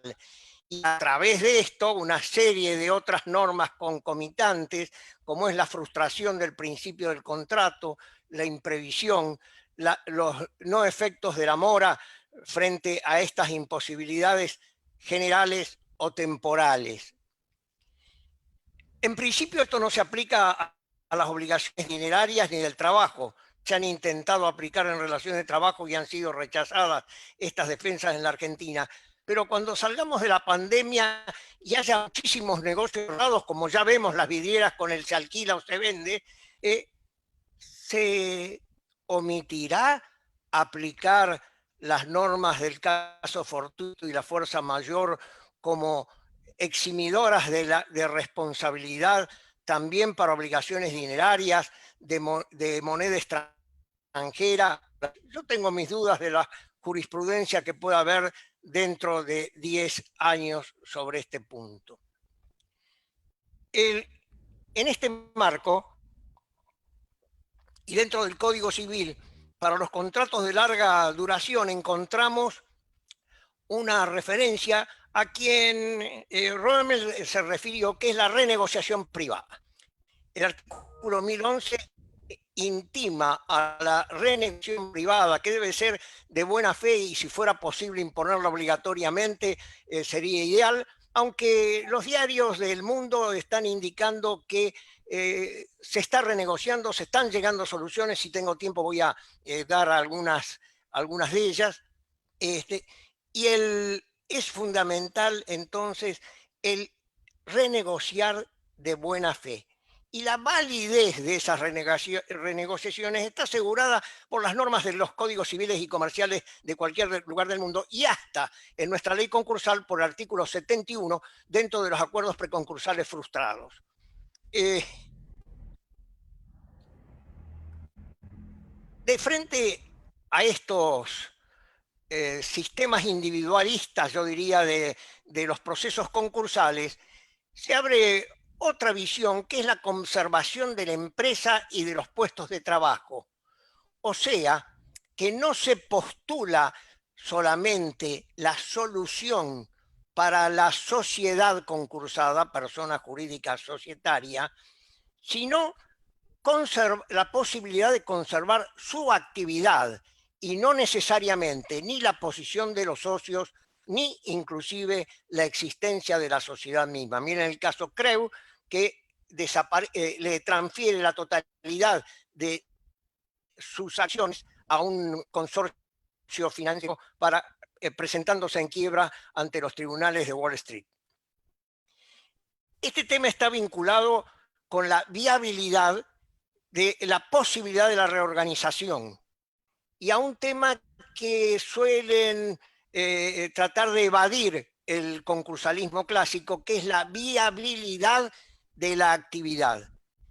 Lo fundamental hoy es la viabilidad de la actividad, no necesariamente de la sociedad que lo lleva a cabo, y también la conservación de los puestos de trabajo. Yo creo que este es el bien jurídico tutelado al que tenemos que atender. Y sobre todo, recurriendo en esta idea de la renegociación privada, de buena fe, de conglomerados económicos, de los proveedores con los elaboradores y distribuidores, cooperativamente para evitar obligar a ampararse en la fuerza mayor o caso fortuito definitivo. Apuntamos a esa renegociación como parte de la preconcursalidad privada. Y aquí aparece, recuerdan los autores ya citados, las soluciones societarias. La autonomía de la voluntad de las relaciones de organización, a las que ayer hubo varios que se refirieron a esto, tiene un límite, las normas imperativas, que no son distintas para ninguna de las sociedades en la Argentina, ni la sociedad simple, ni la sociedad por acciones simplificada, es ajeno a las normas imperativas, pues en esta última normativa mantiene y se refiere a las causales de disolución y a la liquidación de las sociedades. Y en este punto me parece importante hacer una distinción doctrinaria que no siempre la veo formalizada o no corresponde a otras legislaciones, que es la distinción entre causales de disolución de la etapa de liquidación. Puede constatarse causales de disolución y no por eso entrar en etapa de liquidación. En el derecho argentino lo que hay es en una recomposición o regulación diferente de la responsabilidad de administradores y, como dice el artículo 99 de la Ley General de Sociedades, y de los socios en su caso. Si tengo tiempo, luego me referiré a ello. La limitación de responsabilidad del control, a mi entender, es un mito que mantenemos. Indudablemente sigue siendo un postulado insoslayable para los inversores que no toman participación en el manejo de las decisiones societarias. En el derecho argentino tenemos hoy, desde el año 2015, una norma que da preferencia en aplicación a las normas imperativas de la ley especial que regula en la persona jurídica y en su defecto las normas imperativas del Código Civil y Comercial. Y el principio fundamental es el de no dañar. Recuerden ustedes que conforme la estructura, la naturaleza de la relación societaria, las pérdidas, inclusive en algunos dice también los riesgos, son a cargo de los socios. Y esto es muy bien recordado en el informe de la comisión dirigida por Joe Winter, que señala que en el caso de las personas humanas, el riesgo es de los acreedores, pero en la crisis de las personas jurídicas, el riesgo es de los socios.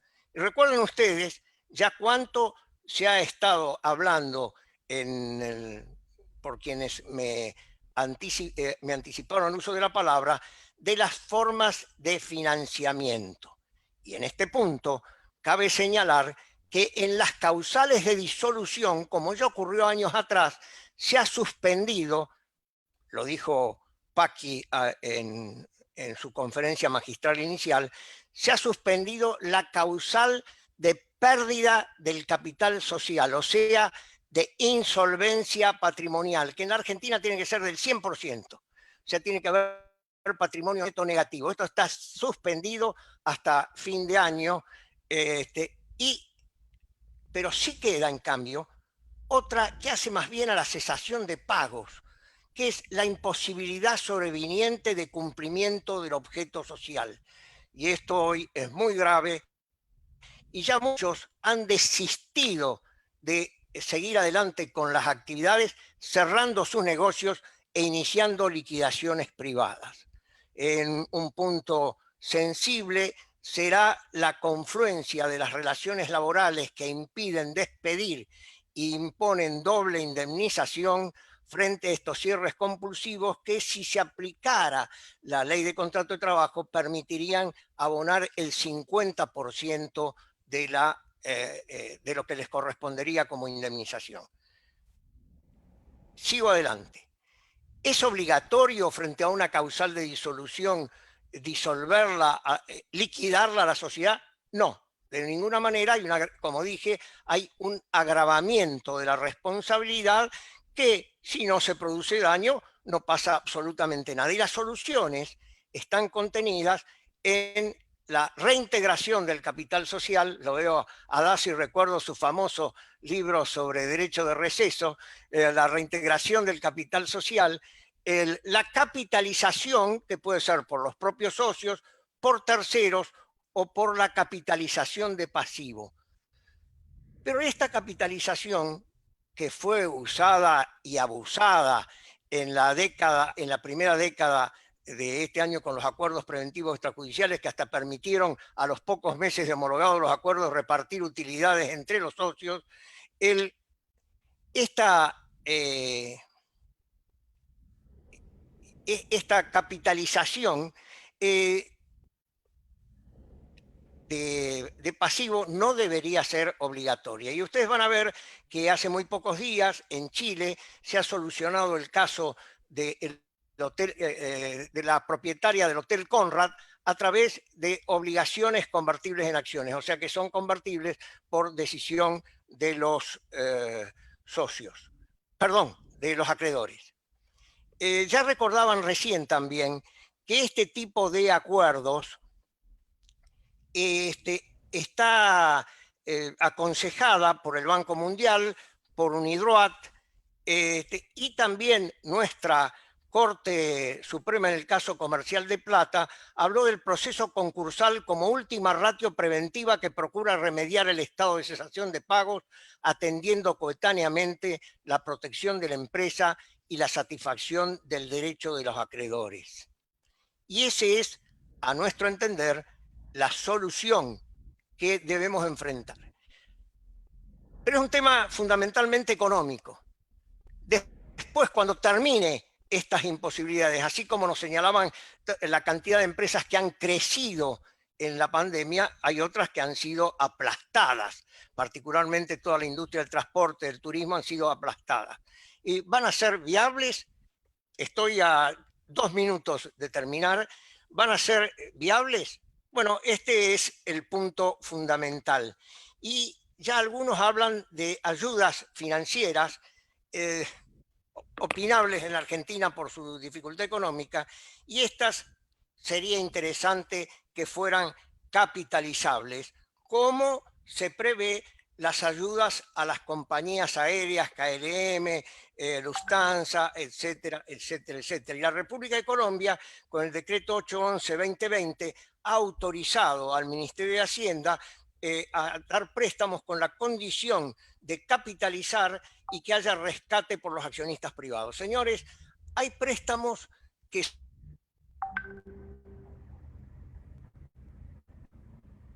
solo se reembolsan, que se vinculan al resultado de los negocios. Hay múltiples formas de capitalizar o de ayudar económicamente a una sociedad, pero tiene que ser viable. Y si es viable, y esto lo digo por experiencias personales en casos que he intervenido, hay demasiado dinero en el mercado para ayudar a estas empresas. Carsten Smith apuntaba al Debt to Equity Swap, que es una forma de capitalización voluntaria de los acreedores. Y ya para cerrar, quiero señalar que la sensatez que impone este enclaustramiento y las dificultades que tienen las empresas impone a nuestro empresariado en lo inmediato negociar y de buena fe, que es la preconcursalidad que aconsejamos. Muchas gracias. Muchas gracias. Muchísimas gracias, doctor Richard. Y nos quedan 5 minutos y quisiera darles una pregunta que ha sido común en la mayoría de los interrogantes frente a cada uno de ustedes. ¿Cómo está resultando el tratamiento en materia de deuda fiscal por parte de los sujetos económicos? ¿Cuáles han sido las medidas que se hubieran llegado a tomar? Sí, pero muy sintéticos. Ninguna en nuestro país. Solo diferimentos, ninguna. Bien. Doctora Brescia, no la estoy encontrando. Perdón, es que se me había desconectado. ¿Me podría repetir la pregunta? Tuve que volver a conectarme. Sí. Perfecto, gracias, doctora. La inquietud es cuáles han sido, a lo mejor, medidas en orden a las deudas fiscales para dar algún tipo de solución o apertura para la financiación con relación a los sujetos económicos. Sí. En eso se está trabajando. Por el momento no hemos tenido algún tipo de medida concreta. Lo que están haciendo los bancos, como se los expuse, las entidades estatales y también las entidades financieras, es haciendo ajustes en sus contrataciones con los clientes, pero en lo fiscal todavía no hemos tenido medidas. Bien. Y doctor Torres o doctor Rommel, doctor Torres, ¿pudo escuchar la pregunta? Sí, le escuché muy bien, doctora. En El Salvador lo que tenemos es una regla constitucional que prohíbe la condonación de deudas a favor del Estado por materia impositiva. Y eso incluye también a los municipios. Entonces, lo que se ha emitido son normas que condonan o perdonan los intereses y las multas, pero el impuesto puede ser pagado por cuotas, se dan facilidades de pago en este caso. No hay una condonación de la deuda fiscal a favor del Estado o del municipio. Bien. Ahí he leído una pregunta que me hace la doctora Boquín. Repítala usted y yo la contesto. Aguárdeme. Si quiere la digo yo. ¿Puede decírmela? Sí. ¿Qué opino sobre la continuidad de la actividad en la quiebra, porque es el caso es en la quiebra, de cooperativas obreras en la continuidad de la actividad empresarial de la sociedad quebrada. Esto está vinculado a algo que yo había anticipado, la viabilidad de la empresa. Si la empresa es viable, me parece fantástico que puedan continuar.